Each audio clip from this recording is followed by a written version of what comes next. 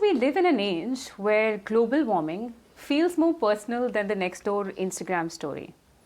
Whether it's the air of cities, whether it's the scorching summers in Chennai, or the biting cold winter in Delhi, or the harsh monsoons in Mumbai, people feel it everywhere.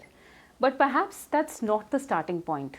And I'm referring to a very interesting report that made me realize that there's a lot more to do, and in fact, actions taken towards climate change will be inevitable. Maybe it is already inevitable. I have with me Rohini Nilekani, chairperson of Rohini Nilekani Philanthropist, that helped formulate a thought-provoking report that focuses on building community resilience in the face of climate change and disasters. Rohini, thanks so much for having this conversation with us. My first question to you would be, and a very basic one, the report calls for the need of living in tandem with the new normal, which demands the new kind of thinking. What is the new normal and what is the new thinking?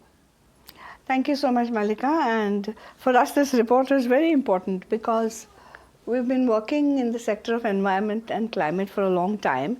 And it was becoming very obvious that all these years we are saying climate change is coming, but then you realize it's already here. And there is plenty of data in this report to tell you that most of the districts of India are experiencing, almost 85% of them are experiencing forms of climate change related, either weather patterns changing, floods, droughts, all those things on a regular basis. And that's why we are calling it the new normal, that this unfortunately is the new normal where you're going to have to deal with unreliability all the time. There are going to be continuous shocks and one shock after the other. You hardly recovered from one when another one is coming of extreme events. And I really think we need to shift our mental model on this because we are very good in India at responding. When there's a flood, we've become very much better in the last few years at responding, at preventing deaths, at pushing in more public funds for the recovery. But it's not going to be enough. So it needs a real mental reset. So that's why we say we need new thinking for this new normal.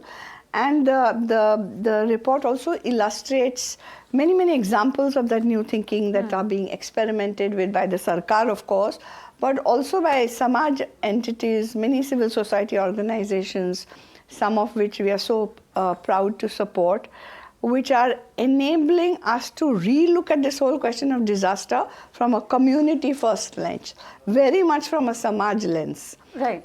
Rohini, that's the new thinking for me. Definitely. New old thinking.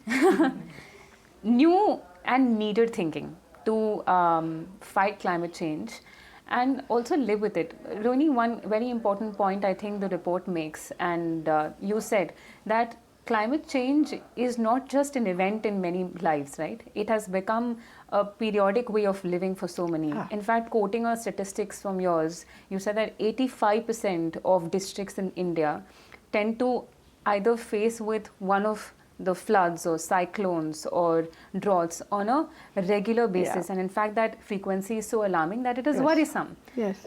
What do you think communities have to do on the grassroots level, not just to fight or survive climate disasters, but also build a framework so that they can sustain the solution of it in the long term? This is the kind of brainstorming we've been convening for the last few years.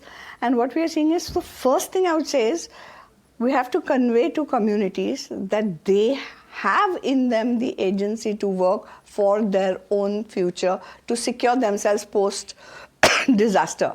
The state must step in to help, but instead of saying that the state will do something for you, they have to do something with the communities. So the communities have to be able to do it for themselves and pull in the required governmental or even, bazaar resources for what they need.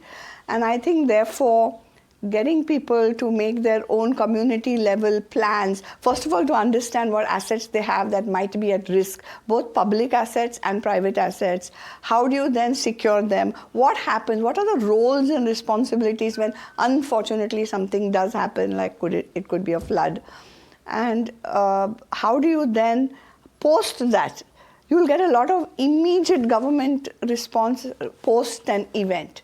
But usually the real tragedy begins just a few days after that. Yeah. How do you put in place before a disaster a kind of a scenario building, an action plan, a place where everybody knows what they are going to do, what they have to do after something like that strikes?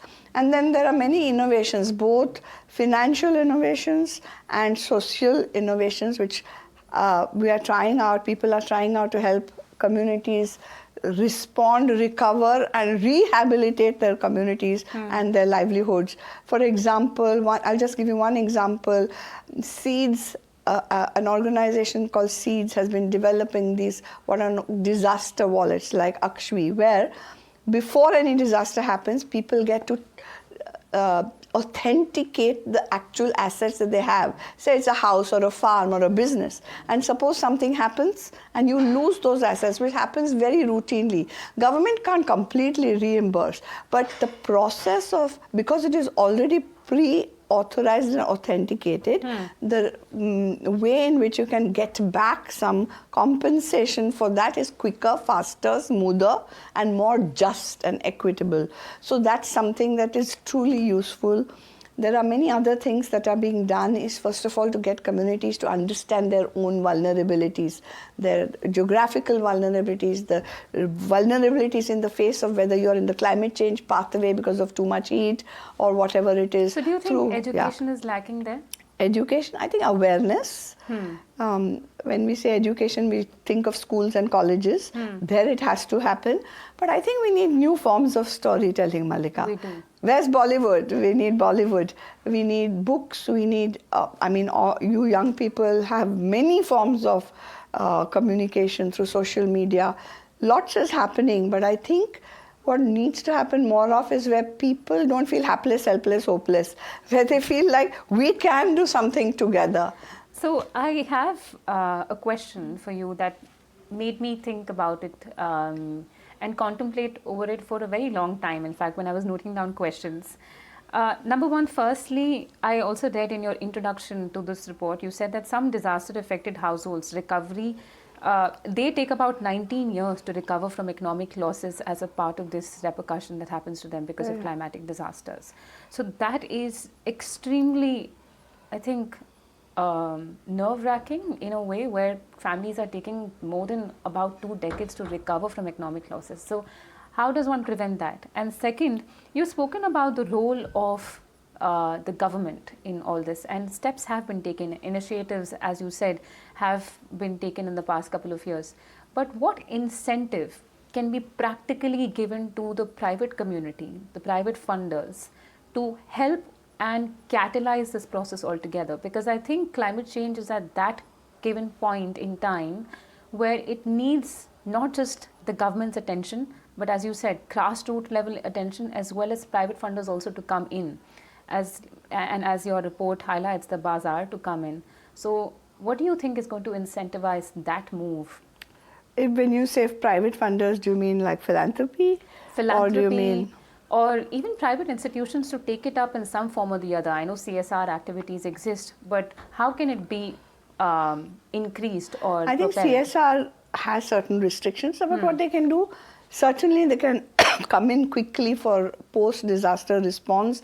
There are houses to be rebuilt, there are materials to be given, there is mental health relief to be organized. There are many silent things that are happening where CSR can step in. But I think there is a bigger role for private philanthropy to play, which is much more unrestricted in that sense, and private people are free to give to whatever.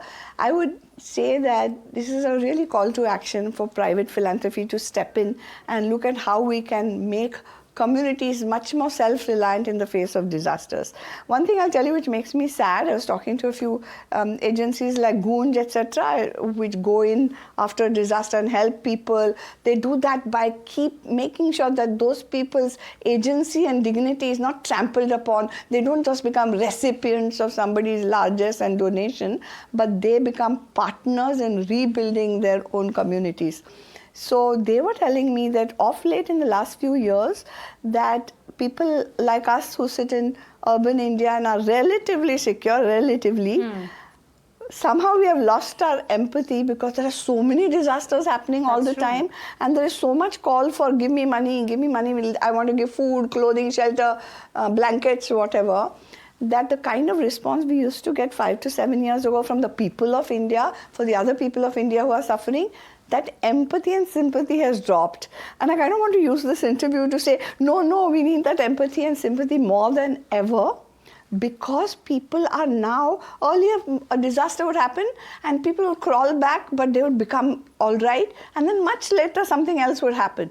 Now it's happening before they're still crawling. They haven't stood up and something else is hitting them. What is a practical step for us to take, for people like us in urban cities? So when calls for help come, okay, even if you do very little, every little bit count for somebody there in Assam, somebody there in Bihar, somebody there maybe even in Kerala, or wherever these things are happening all along India's hinterland and our coastline. So I just want to say sympathy and empathy is what makes us human. Let's not forget that it's continuously needed. Today I think middle class families spend 5,000 rupees on a pizza night.